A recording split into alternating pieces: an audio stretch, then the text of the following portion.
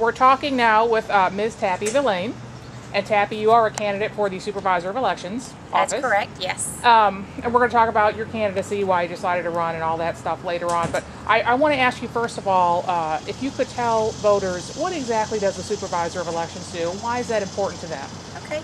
Well, what the Supervisor of Elections does is the responsibility is to conduct elections here in Santa Rosa County. And that's what we do. We conduct primary elections, we conduct general elections, presidential elections, city elections. If there's an election, then that's what we do, is we conduct those for the county. Gotcha. And that's, I assume, of major importance to voters, obviously, that you oversee the that whole process. It is. You know, it's what entails conducting an election is everything from registering people to vote to ensuring that they are registered properly, to educating people on how to vote, working with people on the equipment, making sure that they understand the correct ways in voting. And a lot of details go into actually conducting an election, making sure that everything is ready to go for election day, making sure things are delivered on time, picked up on time. So it's just a lot of detail-oriented work that goes into it. And what made you decide to apply for the job, so to speak? Well, I have actually been working for the elections office a little over 11 years now. I started out as a poll worker, worked a variety of different precincts throughout the county doing a variety of different types of jobs. And then actually at the end of 2005, I came to work for Ann Bodenstein, our current supervisor. I came to work for her full time. And so I've been in this position, working it day in, day out, so I feel like I'm qualified for the position. Next 4 years, what kind of major issues do you see with the county related to the Supervisor of Elections office coming up? Well, obviously, our supervisor, Ann Bodenstein, our current supervisor, she will be retiring.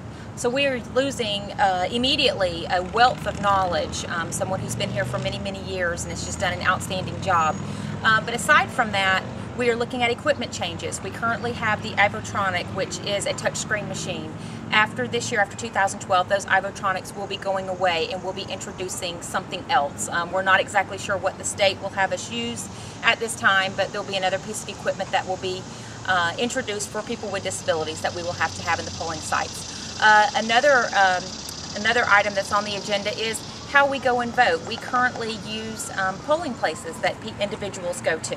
The state is looking at possibly in the next 4 years going to something like a polling place center, where we may have centers that people would go and vote at throughout the county. There may be 4, 5, 6 different centers. So those are just some of the things that we're looking at down the road and already kind of preparing for, and just waiting to see what the state will want us to do with those things. Day to day, we have people come in. Obviously, they want to register to vote. One thing that people don't realize, especially some people that move here from a different state, is that Florida has closed primaries. You have to vote your party in a primary.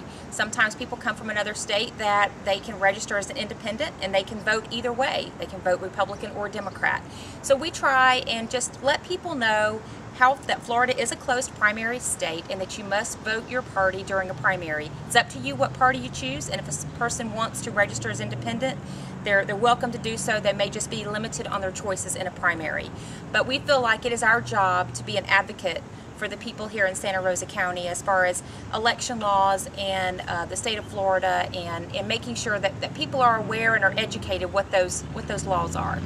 And I know the website has a lot of information on it. That's I mean, y'all. I guess is there a lot of work entailed with that? It seems to be a There is, and one of the most popular functions, I guess, of our website is that we have information on there that's historical data.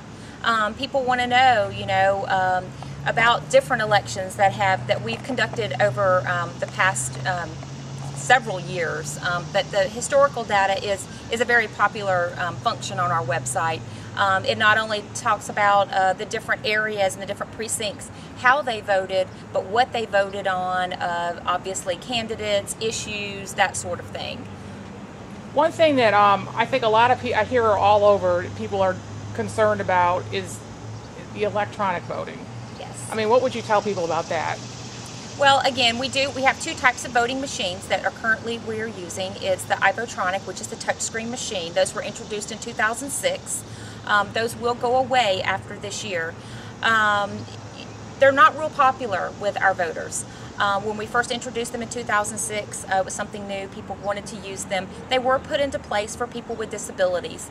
However, because taxpayer dollars were used to purchase those machines, all voters are welcome to use the machine.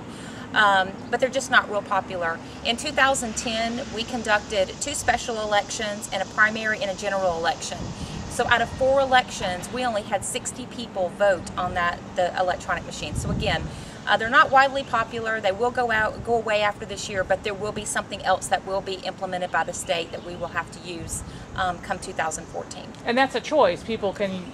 That is correct. Do the pen and paper if they want to. Yes, the most popular machine obviously is the DS200, which is our optical scan machine. Those were introduced in 2010. They replaced the Eagles, which had serviced our county for well over 17 years, and the DS200 is as popular as the Eagle was back then. And that's where you fill it out with a pen and a pencil, correct. And then you just and hand then it in. feed it into the ballot. And into the machine. And there's always a paper trail. Correct. Available, and of course y'all do an audit as well, do you not? We do. Before an election actually occurs, we have what is now called an LNA, which is a logistics and accuracy test. That takes place before we begin early voting. So all of our machines, our electronic machines, our Ivotronics, and also our DS200s, all of those are tested by our canvassing board, and before any voting actually begins, to make sure that they are all in working order. Gotcha. And then they audit them after the election. You do I think it's a spot check or correct. Our canvassing board draws a precinct, and that precinct is actually audited. It's typically a particular race. Our office works very hard to make sure that we are conducting the best elections possible for the voters here in Santa Rosa County.